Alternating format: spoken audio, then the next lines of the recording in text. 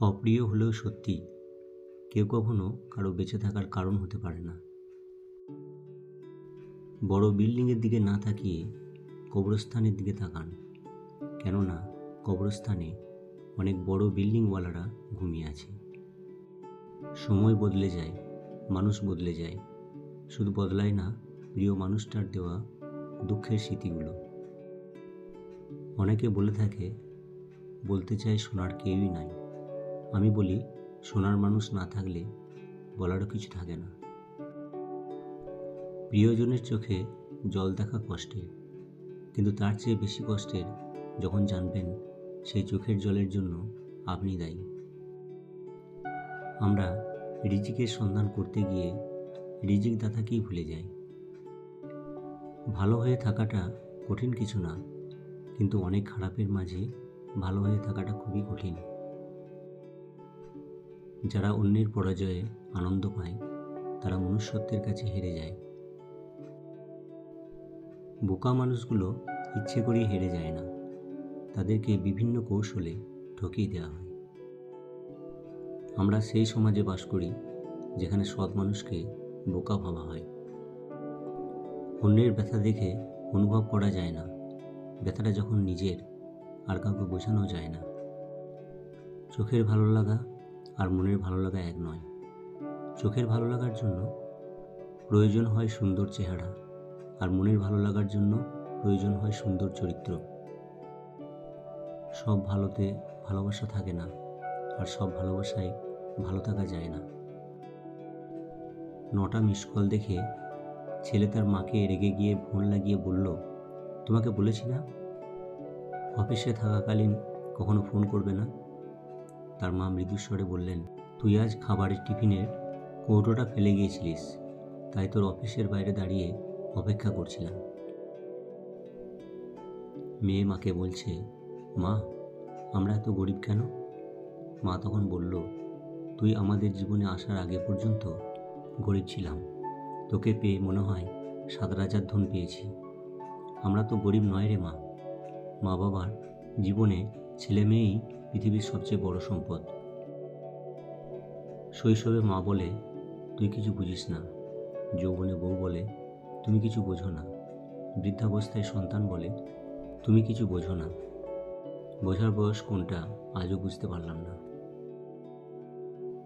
চাঁদের গায়ে কলঙ্ক থাকলেও চাঁদ কখনো জ্যোৎস্না হারায় না, তেমনি মানুষ অতীতে কিছু ভুল করলেও কখনো তার ভবিষ্যৎ অন্ধকার হয় না। অতিরিক্ত চিন্তা শরীর ও মন দুটোকেই অবশ করে দিতে পারে। সেক্ষেত্রে চিন্তা মুক্ত থাকতে হলে আপনার বিশ্বস্ত কাউকে কষ্টগুলো শেয়ার করুন। আপনার খুশির সময় তারাই আপনার সাথে থাকবে যাদের আপনি ভালোবাসেন, কিন্তু আপনার দুঃখের সময় তারাই আপনার সাথে থাকবে যারা আপনাকে ভালোবাসে। মানুষ প্রতিদিন তার মতো মানুষকে মৃত্যুবরণ করতে দেখে, কিন্তু তারপরেও সে নিজের মৃত্যুর কথা ভুলে যায়। মানুষ যখন আপনাকে তার সুবিধা মতো ব্যবহার করতে পারবে না, তখন বলবে আপনি বদলে গেছেন। সুন্দর চেহারাও একদিন বৃদ্ধ হবে, কিন্তু সুন্দর ব্যবহার কখনো বৃদ্ধ হবে না। আঘাত পেতে পেতে যখন দেওয়ালে পিঠ থেকে যায়, একটা মানুষ তখনই একা থাকতে শুরু করে, যখন সে দেখে যাকেই সে বিশ্বাস করে সেই তাকে ঠকায়। যখন কেউ তোমাকে মূল্যায়ন না করে, তবে তার কাছ থেকে নিজেকে আড়াল করে নেওয়া ভালো। ভেবো না তুমি মূল্যহীন, আসলে তোমাকে মূল্যায়ন করার ক্ষমতা তার নেই। ভালো সময় আসার 3টি সংকেত: 1. যদি খুব বেশি দুঃখে থাকেন। 2. যদি সময় খারাপ আসে। 3. যদি কেউ আপনাকে ঠকায়। যদি জীবনকে সুন্দর করতে চান, তাহলে সহ্য করা শিখুন। জীবনে যদি খুশিতে থাকতে চান, তাহলে লোকের বলা কথাকে মনে নেওয়া বন্ধ করে দিন, কারণ যা তাদের স্বার্থের তাই তারা বলবে। কখনো অন্যের সামনে নিজেকে প্রমাণ করার জন্য আপনার সময়কে নষ্ট করবেন না, কারণ লোকে ততটাই বুঝবে যতটা তার যোগ্যতা। কোনো কিছুকে পরিবর্তন করতে পারবেন না আপনার ভাগ্যকে দোষ দিয়ে, কারণ নিজের ভাগ্যের প্রদীপকে আপনাকেই জ্বালাতে হবে।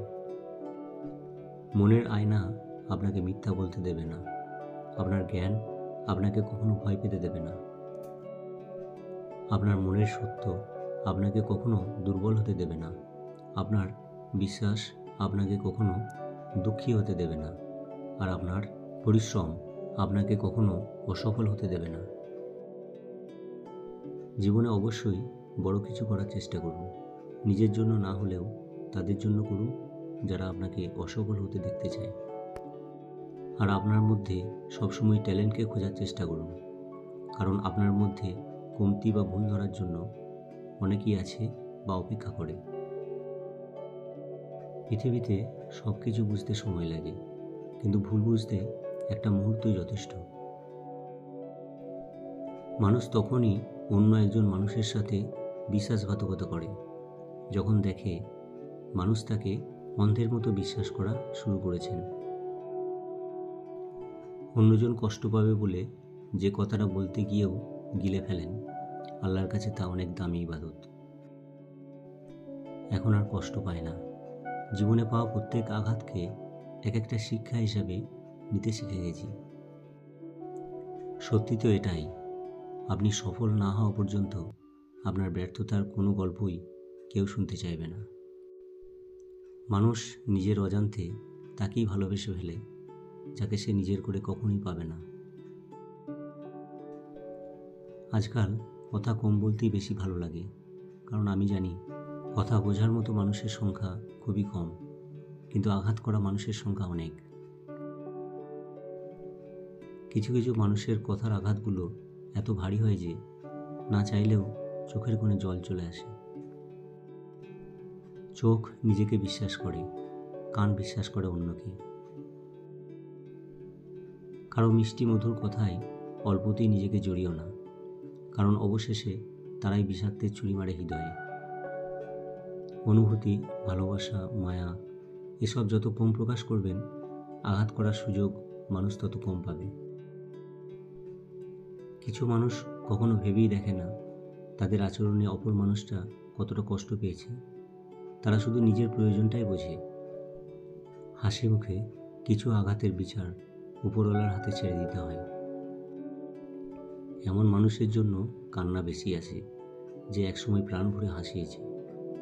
না মনকে বোঝানো যায়, না চোখে।